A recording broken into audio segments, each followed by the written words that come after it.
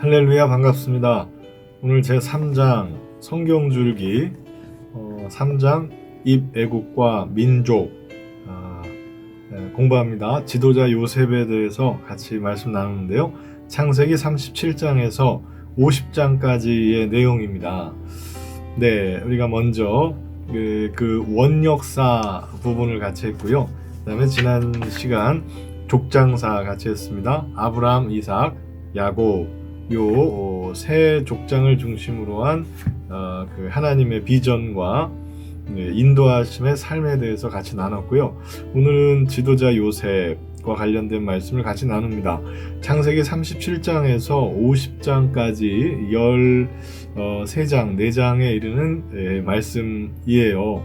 상당히 긴 부분인데 한 사람의 삶에 대해서 하나님께서 참 개입하시고 역사하셔서 인도하셨던 그 삶이 아주 파란만장한 삶이 나와 있죠. 요셉을 봤을 때 우리 어머니들은 어떤 생각을 할까요? 요셉과 같이 컸으면 좋겠다. 왜? 총리로서 하나님께 귀하게 사용받았으니까 라는 생각도 할 것 같고요. 또 요셉의 그 가족들과의 그 참 그 문제 해결을 받는 부분, 서로 화합하고 사랑하게 되는, 용서하고 이해하게 되는, 감사하게 되는 그 부분을 보면서 또 가족과의 그 어려움을, 형제와의 어려움을 겪고 있는 분들은 속히 그날이 오기를 소망하기도 하실 것 같습니다. 그런데 우리가 요셉을 통해서 놓치지 말아야 될 것은 무엇인가? 요셉이 어떤 사람인가를 우리가 잊지 말아야 된다는 것입니다. 요셉의 마지막의 모습이 50장에 있어요. 그런데 그 50장에 보면 요셉이 유언을 남깁니다. 무슨 유언인가? 자기의 유고를 어디로? 막벨라굴이 아브라함과 이삭과 또 야곱이 묻혀 있는 곳이죠. 그곳에 나의 유고를 묻어달라, 이렇게 유언을 남겨요. 그러니까 그게 무슨 말인가? 그 땅은 하나님께서 약속하신 땅이에요. 아브라함이 가나안 땅에서 돈을 주고 산 땅이었죠. 그러니까 아브라함 소유의 땅이에요. 그 땅은 약속의 땅인데 그곳에 나를 묻어달라, 후손들에게 부탁하지 않습니까? 그러니까 그것은 그가 그만큼 죽어서도 가고 싶은 곳, 하나님께서 약속하신 그 가나안 땅, 그 땅을 하나님께서 주시기란다 하셨기 때문에 그 약속이 그에게는 비전이 되고 그 비전을 갖고 살아갔던 사람이었다라는 것을 우리가 알 수 있는 것입니다. 우리가 이제 요셉 이야기는 많이 알고 있어요. 그 베냐민, 자기의 그 이제 어머니의 그 정말 혈육의 동생이죠. 베냐민을 데리고 그 애굽에서 잘 살기를 바랬는데 그 유다 형이 베냐민이 애굽에 이제 포로로 잡히게 되니까, 스파이로 잡히게 되니까 얘기하지 않습니까? 아버지와 이 아들은, 베냐민은 하나입니다. 헤어질 수가 없습니다. 얼마나 사랑하는지 모릅니다. 아버지 죽습니다. 큰일 납니다. 대신 저를 감옥에 가둬두십시오. 이렇게 그 막 희생하고 사랑하는 그런 얘기를 보면서 얼마나 그가 울고, 하나님 은혜 안에서 자기가 이순양면에서 총리가 됐지만 형들의 마음을 유다 형을 통해서, 입을 통해서 알게 되고, 이 모든 것이 하나님의 은혜라는 거 알게 되니까 감격하고 서로 용서하고 화해하고 하지 않습니까? 그때 형들에게 했던 말 기억하십니까? 이 모든 것이 하나님의 인도하심이었습니다. 하나님의 계획이었습니다. 뜻이었습니다. 나를 먼저 이곳에 보내신 분도 하나님이시오. 이 가뭄의 때 형들과 가족들이 다 이곳에 와서 잘 살 수 있게 하나님께서 미리 다 예비하신 것입니다. 이렇게 얘기하면서 자기는 형들을 미워하지 않고 또 우리가 여기서 잘 사는 것이 하나님의 뜻이다라는 말과 함께 위로하고 같이 잘 살게 되는 거예요. 그런데 그것이 끝이 아니었던 거예요. 그들이 그곳에서 목축업을 하면서 큰 민족을 이루게 되고, 이 민족은 어디로 가야 됩니까? 약속의 땅으로 가야 되는 것이죠. 그래서 요셉은 자기가 먼저 가는 거예요. 자기가 죽는다면 그 유고를 꼭 어디에? 가나안 땅에 탈출할 때에 가지고 가서 묻어 주십시오. 나는 거기에 묻히고 싶습니다. 그러니까 이게 이 사람이, 요셉이라는 사람이 얼마나 하나님의 사람이었는가를 참 그 창세기 50장에서 알 수 있어요. 그러니까 이 요셉의 일생이 이 창세기의 세 번째 파트에 나오게 되는데, 그가 처음부터 그런 사람이었을까? 아마 그렇지는 않을 것 같습니다. 좀 철딱선이 없는 청소년 같은 모습이 있죠. 그런데 그가 우여곡절을 겪고 팔리기도 하고 어려움을 겪으면서 누구를 찾습니까? 하나님을 찾게 되는 거예요. 하나님을 찾고 기도하면서 점점 높은 위치에 이르렀지만 그것에 끝나지 않죠. 자기 가슴 견에는 두고 온 베냐민, 자기를 버렸던 형들에 대한 원망, 이런 것들이 많이 있었어요. 근데 이것도 다 하나님의 은혜로 화해가 되고 용서가 되고 감사가 되고, 그러면서 정말 살아계신 하나님을 위한 인생, 그런 삶을 살기로 하고, 그것이 마지막 유언에서 그가 어떤 사람이었는지를 나타내게 되는 것입니다. 사랑하는 우리 반도중앙교회 또 일꾼, 우리 구역장님들, 또 일꾼 여러분, 우리의 인생이 어떤 인생이 되어야 되겠습니까? 오늘 요셉 이 얘기를 보면서 정말 하나님을 위한 인생이 되어야 되겠어요. 하나님께 영광 돌리시는 그런 일꾼 되시기를 예수 그리스도의 이름으로 축원합니다. 우리 좀 볼까요? 본문을 보면서 읽으면서 하나씩 조금 더 깊이 들어가 보겠습니다. 첫 번째 단락이 있습니다. 야곱은 형을 피해 도망한 하란의 외삼촌 댁에서 혼인도 하고 12명의 아들과 1명의 딸을 낳아 대가족을 이룹니다. 그 가족들을 모두 이끌고 가나안으로 다시 돌아온 야곱은 형 에서와의 오랜 갈등은 해결하지만 12명의 아들 가운데 11번째 아들 요셉을 편애함으로 가족 사이에 씻지 못할 큰 갈등을 만들었습니다. 야곱이 사랑했던 아내 라헬의 아들이었죠. 요셉. 그리고 마지막 아들 베냐민을 낳으면서 이제 죽게 됐는데요. 그래서 그런지 요셉을 참 사랑했습니다.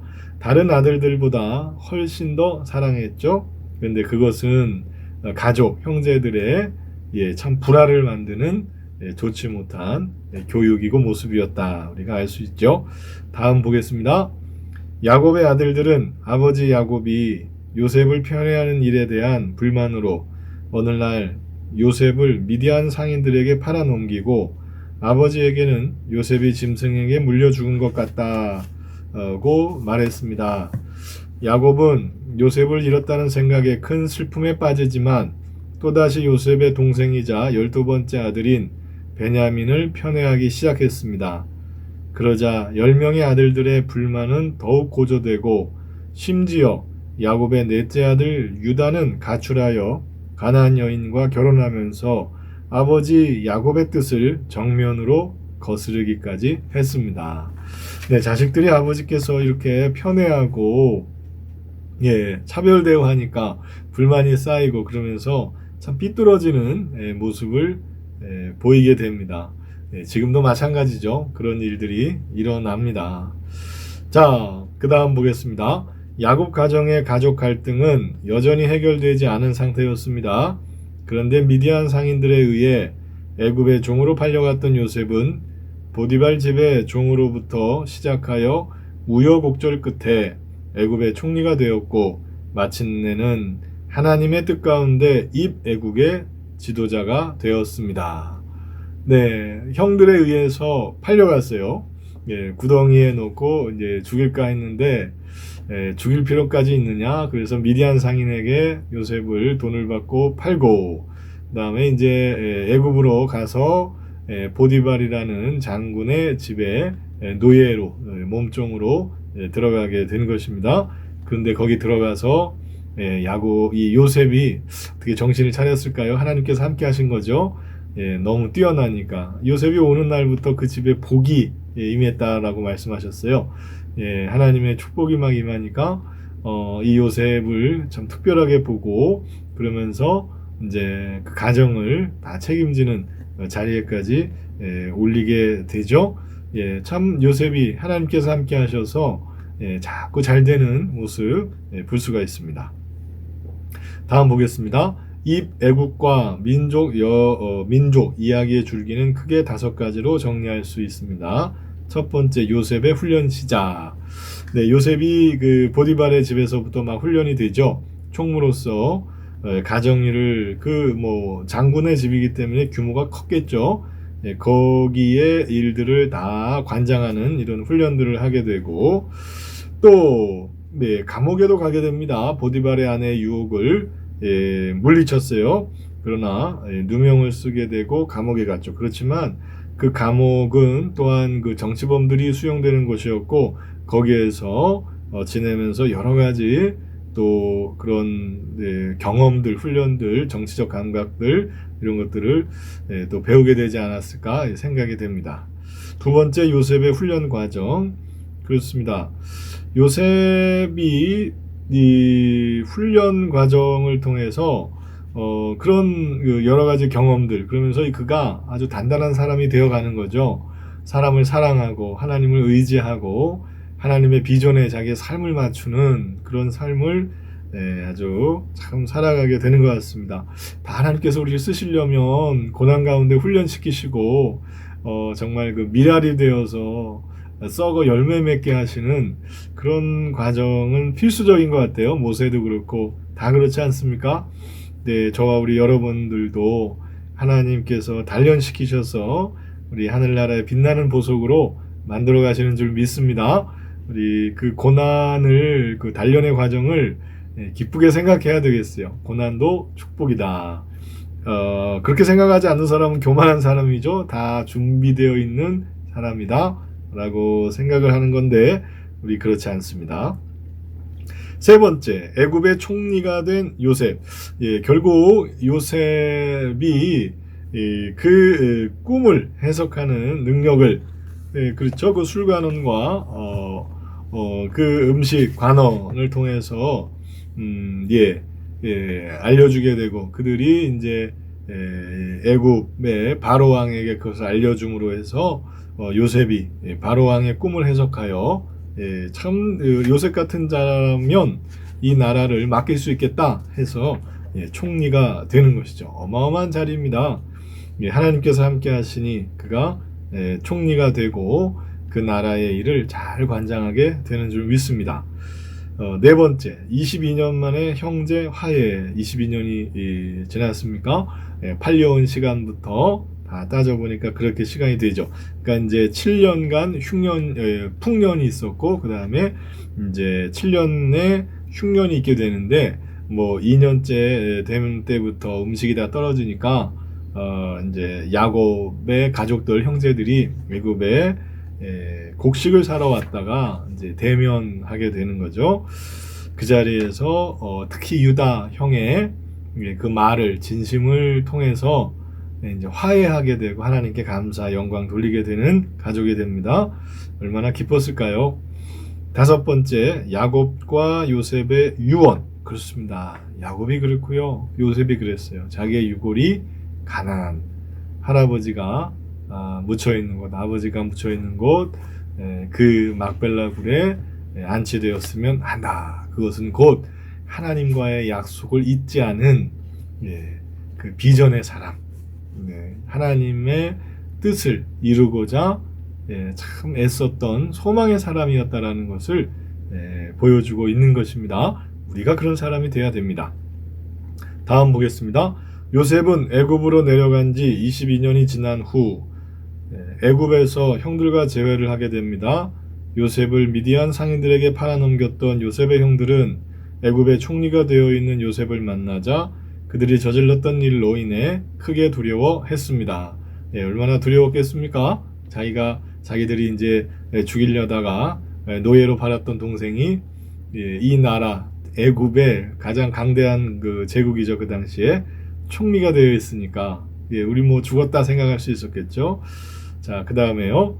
그러나 요셉은 하나님께서 하나님의 뜻을 이루시기 위해 나를 형님들보다 먼저 애굽에 보내신 것이니 걱정하거나 근심하지 마십시오 라고 말하며 그 모든 일이 하나님의 뜻하신 바였다는 것을 증거했습니다. 참 그게 하나님의 뜻을 이루기 위해 나를 이곳에 보내셨고, 그래서 내가 이곳에 와서 총리가 되었고, 지금 형들이 이제 이곳에 와서 나와 함께 살 수 있게 된 겁니다. 다 하나님의 뜻입니다.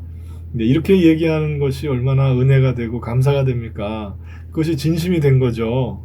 그래서 그간에 있었던 일들이 다 감사가 됩니다. 우리가 그런 삶을 살아야 되지 않습니까? 하나님의 인도하심. 때로는 우리가 사망의 음침한 골짜기를 걷게 될지라도 두려워하지 않고 하나님이 인도하셔서 참 바꾸실 것이다 라는 그런 믿음으로, 소망으로 살아가야 되겠죠. 요셉이 이런 말을 간증하게 됩니다. 고백하게 됩니다. 다음 보겠습니다. 요셉의 지난 22년간은 하나님께서 입애굽의 지도자로 요셉을 단련시키고 훈련시키셨던 시간이었습니다. 결국 하나님의 뜻대로 야곱의 가족 70명은 흉년을 피해 애굽으로 내려갔습니다. 애굽 총리 요셉은 하나님의 뜻대로 아브라함의 후손들이 큰 민족을 이루게 하기 위해 자기 친족들을 애굽 사람들과 섞이지 않도록 애굽 사람들이 가증히 여기는 모축업에 종사하게 했습니다. 형들이 왔어요. 그리고 이 형들이 유목인들이 아닙니까? 어차피 목축을 합니다. 그런데 애굽은 목축, 그러니까 이제 양이나 소나 염소를 키우는 일을 가증히 여겼습니다. 오히려 이제 농사를 지어야 되죠. 농사를 지었죠. 그래서 형들이 고센 땅에서 가족들이 목축업을 하면서 살 수 있게 됐죠. 거기는 아주 푸르른 초장이 있었던 지역이었습니다. 또 이렇게 목축업을 하면서 고센 지역에 있으니까 이방 외국 사람들과 그렇게 섞이지 않도록 해주신 것, 이런 거 다 하나님의 계획하심과 은혜라는 것. 그러니까 이제 요셉은 우리 가족들이 이곳에서 정착하여 큰 민족을 이루게 하시기 위해 하나님께서 이렇게 인도하셨구나. 그렇지 않습니까? 아브라함, 이삭, 야곱에게 약속하셨던 것, 너의 후손들이 바다의 모래와 같이 저 하늘의 별과 같이 많아질 거다. 이 70명의 유목민들이 어떻게 살 수 있어요? 다른 가나안 땅에 있을 때 이방인들이 언제든지 쳐들어와서 너무 힘이 약하죠. 죽이고 빼앗고 다 강탈할 수 있는 그런 참 위협받는 상황 속에 놓여 있는데, 이제 애굽에서 총리가 된 요셉 아래에 이 가족들이 잘 정착하여 살 수 있게 해주신 것, 참 기가 막힌 하나님의 은혜인 것이죠. 우리의 삶이 어떻게 될지 몰라요. 우리 아마 요셉과 같은 분이 반도중앙교회에 많이 있을 줄 믿습니다. 하나님께서 인도하셔서 지금은 참 종살이 또는 감옥에 있는 삶 같고 어려운 삶 같겠지만, 하나님께서 꿈을 해석하는 능력 주시니까, 그런 은사 주시니까 상황이 완전히 바뀌어버리는 거예요. 우리 가족을 위한, 하나님의 뜻을 이루기 위한 귀한 도구가 되어버립니다. 이런 소망을 우리가 가져야 되겠죠. 다 그렇게 쓰임 받으시기를 예수님의 이름으로 축원합니다.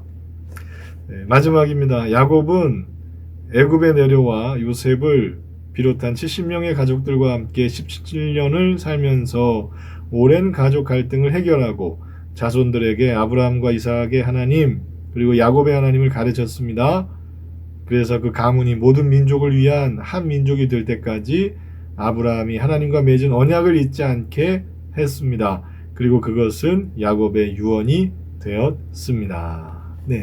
그러니까 야곱도요, 요셉에게 영향을 미친 것이고 이 형제들에게 다 영향을 줄 수밖에 없죠. 할아버지 아브라함이, 그리고 아버지 이삭이 본인이 하나님께 언약을 받았어요. 모든 민족을 축복하는 자로, 또 민족으로 삼겠다 약속하셨고, 너희의 후손들이 참 하늘의 별과 같이 땅 위의 모래와 같이 번성하게 될 것이다. 이런 말씀들을 들으면서, 이 누가 하신 말씀입니까? 하나님께서 하신 말씀이거든요. 그러니 그 말씀을 마음에 품고 이루어질 것을 믿었죠. 이런 것들이 자녀들에게 내려가게 되고, 또 요셉에게도 그런 모습이 보이지 않습니까? 자꾸 내려가면서 하나님의 자녀요 도구로 사용되는 그런 은혜, 이거 너무 큰 축복이에요. 이런 축복의 삶을 우리가 살아가야 될 줄 믿습니다. 우리 반도중앙교회 모두가 사명자라고 하셨어요. 사명자의 삶은 참 요셉과 같은 삶이에요. 이미 벌써부터 하나님께서 이루신 일들에 귀하게 총리로서 형제들을 참 인도하시며 사는 분들도 있겠고, 이제 막 납치되고 또 팔려가고 감옥에 있고 참 누명을 쓰는 그런 과정에, 고난의 상황에 있는 우리 하나님의 귀한 일꾼들도 있을 겁니다. 그러나 결국은 우리는 하나님의 뜻을 이루는 데 사용됩니다. 믿음과 소망으로, 기도로, 말씀으로 우리 하나님의 뜻을 이루어야 됩니다. 주님의 뜻을 이루어야 됩니다. 성령님께서 마음껏 역사하실 수 있도록 우리가 산제물로 드려야 될 줄 믿습니다. 우리 그런 한 분 한 분 되시기를 예수 그리스도의 이름으로 축원합니다. 아멘. 할렐루야. 다음 시간에 뵙겠습니다.